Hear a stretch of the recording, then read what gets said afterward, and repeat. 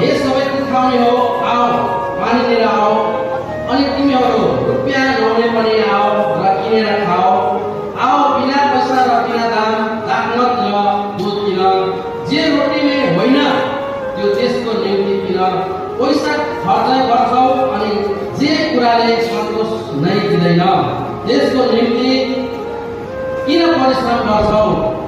ध्यान देऊ, ध्यान दिएर मेरो कुरा सुन र जे को असल छ त्यही खाओ र स्वादिष्ट फलहरू खाएर तिमीहरूको प्राण सन्तुष्टि हुनेछ।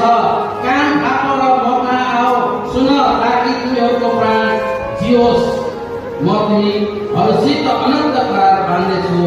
दाउदलाई प्रतिज्ञा गरेको मेरो विश्वासको प्रेम हेर, मैले त्यसलाई जाति जातिहरूका बीचमा साक्षी र जातिहरूमा एक नेता र सेनापति ल्याएको छु।